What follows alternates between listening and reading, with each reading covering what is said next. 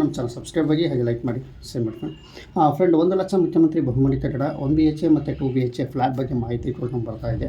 Friend ಏನು ಇವತ್ತು ನಿಮಗೆ ವಿಷಯ ತಿಳಿಸೋದನಪ್ಪ ಅಂದರೆ 1 ಲಕ್ಷ ವಸತಿ ಯೋಜನೆಯಲ್ಲಿ ನಮ್ಮ ಬೆಂಗಳೂರಿನಲ್ಲಿ ಏನೇನು ನಿರ್ಮಾಣ ಆಗ್ತಿದೆಯೋ ಅದ್ರ ಬಗ್ಗೆ ಸಂಪೂರ್ಣವಾಗಿ ನಿಮಗೆ ಮಾಹಿತಿ ಕೊಡ್ಕೊಂಡು ಬರ್ತಾ ಇದ್ದೀನಿ.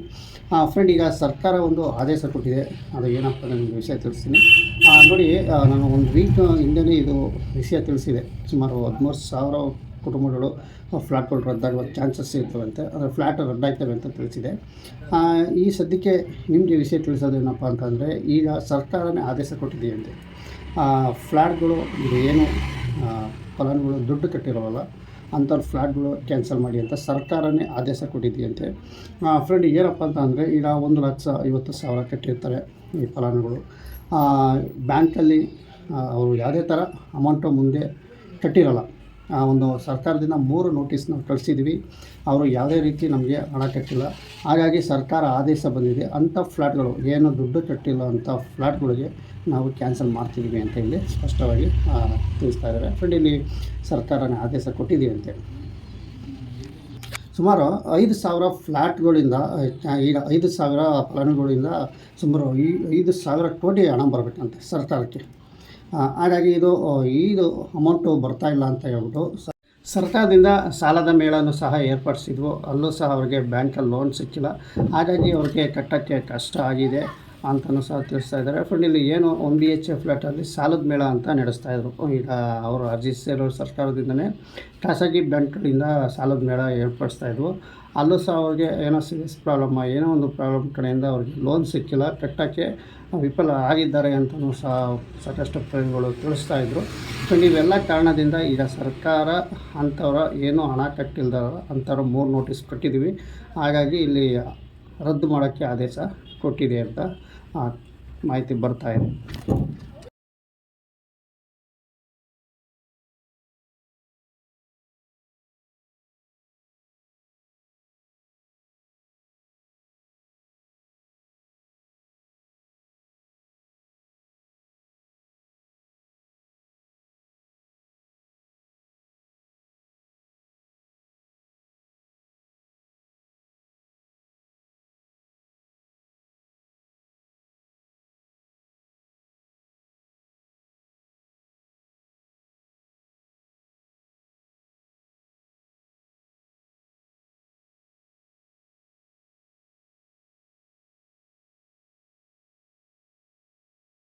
ಹಣ ಕಟ್ಟಿಲ್ಲ.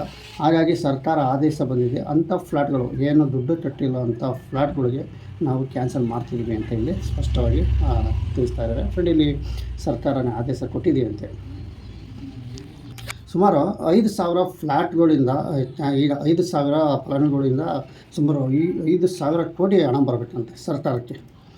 ಹಾಗಾಗಿ ಇದು ಅಮೌಂಟು ಬರ್ತಾಯಿಲ್ಲ ಅಂತ ಹೇಳ್ಬಿಟ್ಟು ಸರ್ಕಾರ ಅಂಥವ್ರ ಫ್ಲ್ಯಾಟ್ಗಳೆಲ್ಲ ಕ್ಯಾನ್ಸಲ್ ಮಾಡಿ ಬೇರೆಯವ್ರಿಗೆ ಕೊಡೋಕ್ಕೆ ಏರ್ಪಾಡು ಮಾಡ್ತಾಯಿದ್ದಾರೆ. ಅಂದರೆ ಅವಕಾಶ, ಈಗ ಬೇರೆಯವ್ರ ಅರ್ಜಿ ಹಾಕೊಂಡು ಕಾಯ್ತಾ ಇರ್ತಾರೆ.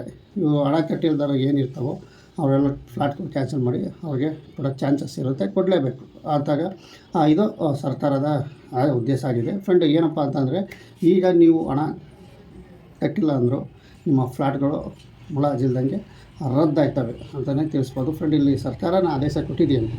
ಇದು ಏನು ಹಣ ಯಾರ್ಯಾರು ಕಟ್ಟಿಲ್ಲ ಅಂಥ ಫ್ಲ್ಯಾಟ್ಗಳೆಲ್ಲ ರದ್ದು ಮಾಡಿ ಅಂತ. ಹಾಗಾಗಿ ಈಗ ಫ್ಲ್ಯಾಟ್ಗಳು ರದ್ದು ಮಾಡ್ತೀವಿ ಅಂತ ವರದಿ ಬರ್ತಾ ಇದೆ.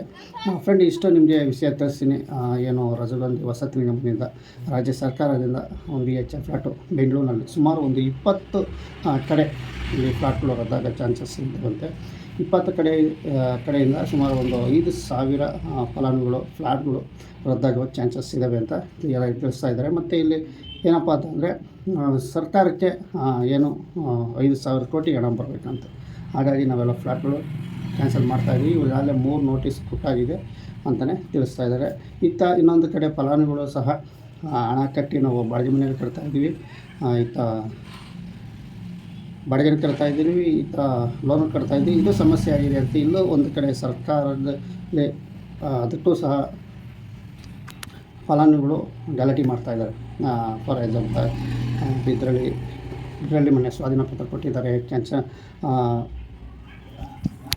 ನರಗುಳಿ ಆಗಿರ್ಬೋದು. ಹೀಗೆ ಫಲಾನುಭವಿಗಳು ಏನೇನು ಅಮೌಂಟ್ ಕಟ್ಟಿರ್ತಾರೆ ಅವರೆಲ್ಲ ಸಹ ನಮಗೆ ಸ್ವಾಧೀನ ಪತ್ರ ಕೊಟ್ಟರು ಸಹ ಇಲ್ಲಿ ಮನೆ ನೀರಿನ ವ್ಯವಸ್ಥೆ, ಆ ವ್ಯವಸ್ಥೆ ಇಲ್ಲ ಅಂತಲೂ ಸಹ ತಿಳಿಸ್ತಾ ಇದ್ದಾರೆ. ಇಲ್ಲಿ ಹೆಂಗಪ್ಪ ಅಂತಂದರೆ ಒಂದು ಕಡೆ ಫ್ಲ್ಯಾಟು ರದ್ದು ಮಾಡೋಕ್ಕೆ ಸರ್ಕಾರ ಮುಂದಾಯ್ತಾ ಇದೆ. ಇತ್ತ ಲೋನ್ ಮಾಡಿಸ್ಕೊಂಡು ನಾವು EMI ಬಾಡಿಗೆ ಕಟ್ಕೊಂಡು ಸಹ ಇದ್ದೀವಿ, ಆದರೂ ನೀವು ಮನೆ ಕಟ್ತಿಲ್ಲ ಅಂತ ಈ ಕಡೆ ಇಲ್ಲಿ ಫಲಾನುಭವಿಗಳು ಹೋರಾಟ ಮಾಡ್ತಾಯಿದ್ದಾರೆ. ಇಲ್ಲಿ ಹೆಂಗಪ್ಪ ಅಂತಂದರೆ ಸರ್ಕಾರ ಇಲ್ಲಿ ಏನು ಮಾಡುತ್ತೆ ಅನ್ನೋದೇ ಗೊತ್ತಾಗ್ತಾ ಇಲ್ಲ ಅಂತ ಹೇಳ್ತಾ ಹೀಗೆ ಮುಗಿಸ್ತಾ ಇದ್ದೀವಿ ಫ್ರೆಂಡ್. ಒಟ್ಟಿನಲ್ಲಿ ಬಡವರಿಗೆ ಗೌರವ ಇದೆ ಸರ್ಕಾರ ಅಂತಲೇ ಹೇಳ್ಬೋದು ಫ್ರೆಂಡ್. ನಮ್ಮ ಚಾನಲ್ ಸಬ್ಸ್ಕ್ರೈಬ್ ಆಗಿ ಹಾಗೆ ಲೈಕ್ ಮಾಡಿ, ಶೇರ್ ಮಾಡಿ ಫ್ರೆಂಡ್.